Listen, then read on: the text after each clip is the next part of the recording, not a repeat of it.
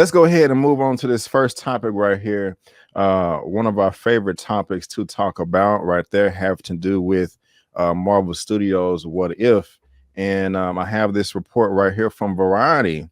You know, they always coming with the news. It says Marvel Studios planning multiple new animated series following the debut of What If.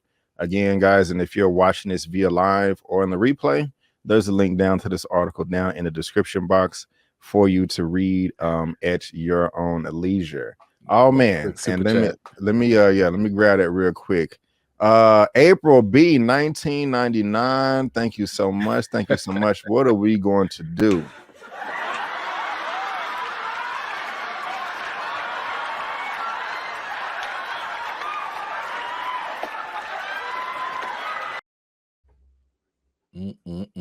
Thank you so much, April B, for the 1999 super chat. Is Keith Sweat joining this late live too? LOL. Thank you, ma'am. I do appreciate it. Thank you for that super chat. I do appreciate it. So let's see here.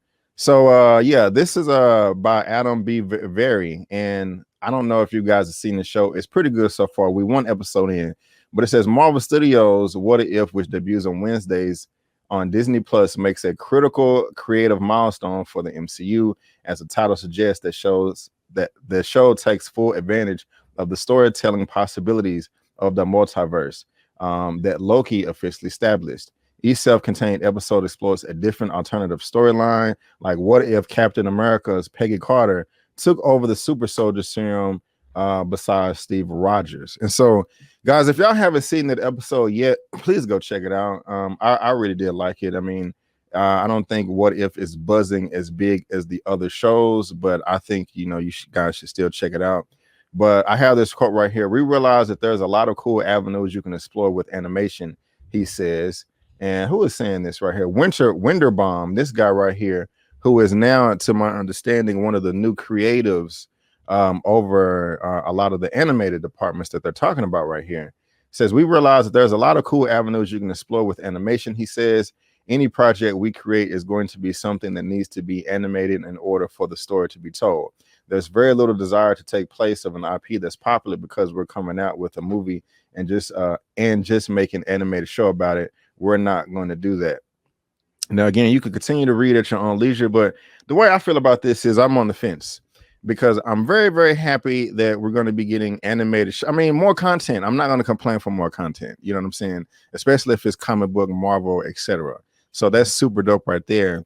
And I guess a year ago, I would be 100% on board with this, because as the MCU progresses, so did Kevin Feige's control over whatever he wanted. Not only was he over the films, he was now over like merchandising, cartoons, TV shows, everything. So I'm like, cool. If you're going to be giving us, you know, more Kevin Feige, more shows, all that stuff under his wing, I'm down. But we got this Winterbaum guy right here, and I don't know him. But that scares me, because it looks like control has been taken away from Feige. And I think this has to do with the whole Bob Chapek thing as the new CEO, because I've always been saying that he sucks. And so if Kevin Feige is down with this, then hey, it is what it is. But that's the only thing that has to be concerned, because I don't want them messing it up. And then real quick before I pass it to you, Eman, I just go all the way back to 2009, 2010 with Avengers Earth's Mightiest Heroes. The show was fire. And because of the success of the first film, the execs came in and was like, we want to cancel this show and make the animated show more like the movies. They did that. The show is not as good, that Avengers Assemble. I don't like it. I've never been able to finish it. And I don't want that to happen again. I still miss my Earth Mightiest Heroes. But anyway, Eman, coming to you, sir. How are you feeling about this? Is this good or bad news? Well, first of all, let me just say thanks again for having me on, and shout out to Sweet November 79. I appreciate the financial support.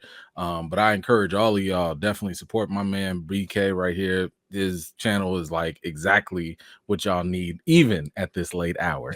But I did want to say thank you so much for that support. But you know what? Look, I don't know where Brad came from. I don't know. I'm like Color Purple. Harpo, who is this man? I don't know who he is. From what I've read, I don't know if this came from Chapek, but the one thing that kind of makes me a little comfortable, he's been around under Feige for a couple of years. He's been there with Favreau during Iron Man. He's been there, on different little projects and stuff.